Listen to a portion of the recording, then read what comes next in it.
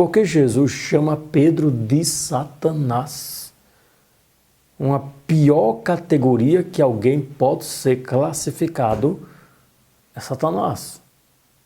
E Deus chama o seu discípulo, esse discípulo que será o Papa, será a pedra fundamental, nesse momento chamado por Jesus de Satanás. Estamos celebrando o 22º domingo do tempo comum e o Evangelho é de São Mateus, capítulo 16, do versículo 21 ao 27. Jesus começa a mostrar aos seus discípulos que ele devia ir a Jerusalém e que ali seria perseguido, morto e que ressuscitaria no último dia. E um discípulo começa a repreender Jesus, querendo ensinar para Jesus. É Pedro.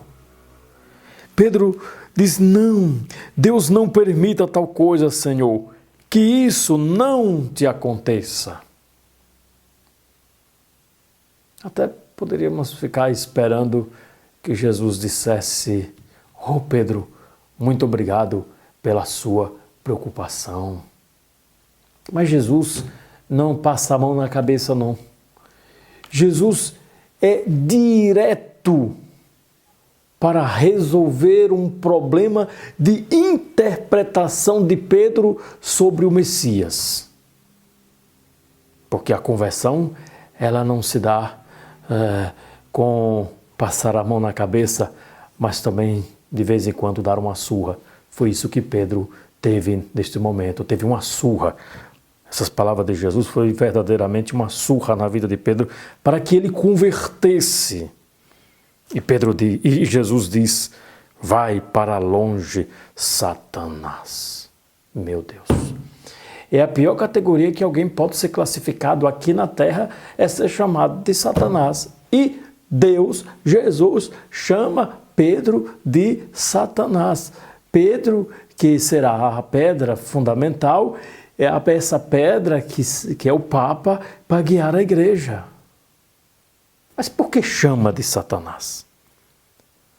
E Jesus continua: tu és para mim uma pedra de tropeço, porque não pensas as coisas de Deus, mas sim as coisas dos homens. E agora Jesus diz para todos os discípulos: se alguém quer me seguir, renuncie a si mesmo, tome a sua cruz e me siga.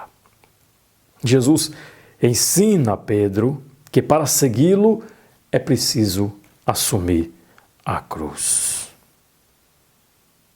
Quando Pedro protesta contra a ideia da morte de Jesus, Jesus vê Pedro do lado do adversário, do lado do sedutor. Pedro se coloca na frente de Jesus para seduzir Jesus a não assumir a cruz. Por isso chamará de Satanás. Satanás também seduziu Judas. Satanás seduziu Adão. Satanás seduziu Eva. E assim nós temos um histórico de seduções. E agora é Pedro que seduz Jesus. E Jesus diz: vai para trás de mim, Satanás. Essa é a tradução correta. Tu és uma pedra de tropeço para mim. Então Pedro devia ir atrás de Jesus, não na frente, em vez de seduzi-lo para um caminho que não condiz com o projeto de Deus. Claro, Pedro pensava no Messias do sucesso. Mas não somente Pedro. Aqui vejamos quando a mãe de Tiago e João pede a Jesus um lugar para os seus 2 filhos. O que é que ela pede? Pede que um sente à direita e outro à esquerda. E os outros já ficam irritados, dizendo: chegando agora, por último, e querendo os primeiros lugares.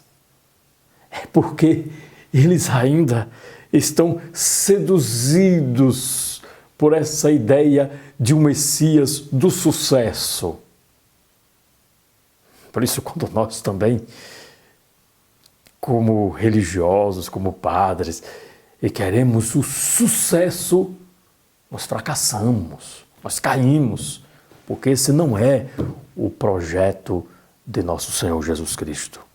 Jesus pensa no servo sofredor de Deus, que liberta o mundo por sua dedicação até a morte. E convida os discípulos a assumirem a sua cruz, a seguirem-no e assumir a cruz. E hoje nós encontramos uma religião que busca anestesiar o sofrimento e a não a dar sentido ao sofrimento. Uma religião que ajuda a não suportar a cruz, dizendo, está difícil, larga, sim, larga. Está com tentação, meu filho, se deixe levar. Essa religião light, Jesus também meteria o chicote, assim também como meteu o chicote em Pedro, por querer um servo não sofredor. Que o Senhor nos livre de todos os males e nos livre de querermos caminhar à sua frente ensinando o que Ele deve fazer. Sejamos humildes, nos coloquemos nos seus pés e aprendamos com Ele, seguindo, assumindo a cruz. Assumir a cruz significa vencer a inimizade com Deus. Quem renuncia a si mesmo vence a inimizade com Deus. Isso é um processo para a vida toda, assim como aconteceu com os discípulos de Emaús, com Tiago, João, com Pedro e outros, também acontece conosco. É um processo de vencimento. Deus nos abençoe e nos guarde. Amém.